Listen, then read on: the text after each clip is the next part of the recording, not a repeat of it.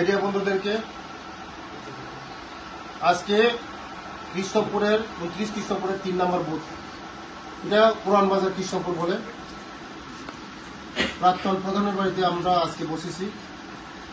সবাইকে নিয়ে বসেছি, এখানে গ্রামের লোক। আমার সঙ্গে আছে মন্ডল প্রেসিডেন্ট, মন্ডলের ভাইস প্রেসিডেন্ট, কিষাণ মোর্চার এই মন্ডলের প্রেসিডেন্ট এবং প্রধান, সব আমাদের কার্যকর্তারা আজকে আছে এখানে। এই কৃষ্ণপুর বিগত দিনের 35 বছরে এই কৃষ্ণপুরকে সিপিএমরা যেভাবে ধ্বংস করেছে, অশিক্ষিত করেছে এবং গরিব করেছে। এই পুরান বাজারে এই কৃষ্ণপুরের মধ্যে সবচেয়ে গরিব যদি থাকে ত্রিপুরা রাজ্যের মধ্যে, এখানে এই কৃষ্ণপুরে সবচেয়ে গরিব অশিক্ষিত এই যারা পড়াশোনা নেই বলতে গেলে নেই, কারণ ওরা কোনোদিন চায় না যে এখানে যারা আমাদের বাঙালি বাইরে আছে, ম্যাক্সিমাম আমাদের বাঙালি বাইরেও আছে এখানে, যে ওরা সবসময় কৃষি কাজ করে এবং জঙ্গলের কাজ করে, জঙ্গলের লাকড়ি বিক্রি করে তাদের সংসার পরিচালনা করে। ওরা 35 বছরে ওদেরকে শিক্ষিত করায়নি, কারণ জানে বামফ্রন্ট সরকার জানে, খগেনবাবু জানে যদি তারা শিক্ষিত হয় তাদেরকে ঠকাতে পারবে না, যদি ধনী হয় তাদেরকে লাইন লম্বা করাতে পারবে না। তার জন্য ওরা 35টা বছর এই কৃষ্ণপুরকে ঠকিয়েছে, বুথের নাম বুথে রাজনীতি করেছে।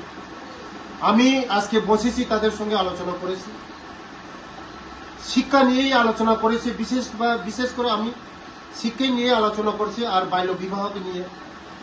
কারণ অশিক্ষিত যারা করে, যারা শিক্ষা দীক্ষা আলো নেই, তারা ছোট এই 12 বছর 13 বছরের মধ্যে বিয়ে দিয়ে দেয়। তার জন্য আজকে আলোচনা করেছি। মেইন কোনো জাতি যদি উন্নতি হইতে হয়, কোনো জাতি যদি মানে অন্ধকার থেকে আলোর মধ্যে যেতে হয়, শিক্ষা নেই। তার জন্য যে সমাজ শিক্ষিত সমাজ হয়, এই সমাজ হয় উন্নতি সমাজ হয়, শিক্ষিত সমাজ হয়, ভবিষ্যৎ তারা চিন্তা করতে পারে। তার জন্য আজকে শিক্ষা নিয়ে আলোচনা করেছি। আমি সবার কাছে অনুরোধ করছি, এক বেলা কম খাইবেন, ছেলে মেয়ে নাতি নাতনিকে ভালো স্কুলে পড়াশোনা করাবেন, ভালো পড়াশোনা করবেন। যদি ওই ছেলে মেয়ে যদি শিক্ষিত হয়, আমাদের এই কৃষ্ণপুর উন্নতি করতে হবে, বিকশিত কৃষ্ণপুর হবে, উন্নতি কৃষ্ণপুর হবে। তার জন্য সবার কাছে আমি অনুরোধ করেছিলাম যে শিক্ষা মেইন, প্রথম শিক্ষা, তারপরে বাল্য বিবাহ প্রথা বন্ধ করা, এবং তাদের দীর্ঘদিনের দাবি ছিল এখানে এই কৃষ্ণপুরের মতো পুরান বাজারের মধ্যে থানার দাবি ছিল। আমি 2023 ইলেকশনের যখন টিকিট পেয়েছি, আমি তাদের কাছে আমি প্রতিজ্ঞা করেছিলাম, যখন আমি পবিত্র বিধানসভার মধ্যে আমি এমএলএ হব, আপনাদের দাবিকে আমি পূরণ করবো। আমি দাবিটা পূরণ করে দিয়েছি। এখানে এই পুরান বাজারের মধ্যে থানার ফাঁড়ির স্যাংশন হয়েছে। আপনারা সবাই জানেন, এই বড়লুঙ্গার মধ্যে দিন দুপুরের মধ্যে 17 জন তরতাজা আমার বাঙালি ভাই খুন হয়েছে। কাদের দ্বারা? এই রক্ত খাওয়ারি সিপিএম এর দ্বারা। সিপিএম মানে সন্ত্রাস, সিপিএম মানে দাঙ্গাবাজ, সিপিএম মানে হারমাত। তার জন্য এই দেশের থেকে সিপিএম কে হটানো হয়েছে। সিপিএম কোনোদিন আসবে না, কারণ সিপিএম শুধু রক্তে খাইতে জানে, মানুষকে খুন করতে জানে। সিপিএম কে মানুষ আর বিশ্বাস করে না। আজকে গরিব ভাইরা, এখানে যারা বাঙালি ভাইরা, তাদেরকে বিসর্জন দিয়েছে, আর কোনোদিন সিপিএম আসতে পারবে না।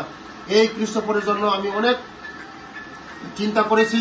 এই কৃষ্ণপুর ভাইকে যদি আমি এখানে থানা করতে পারি, এখানে তারা শান্তিতে বসবাস করতে পারে, এই কৃষ্ণপুরে যে শান্তি পরিবেশ বজায় থাকে, এখানে শিক্ষা পরিবেশ আসবে, তাদের রোজগার আসবে।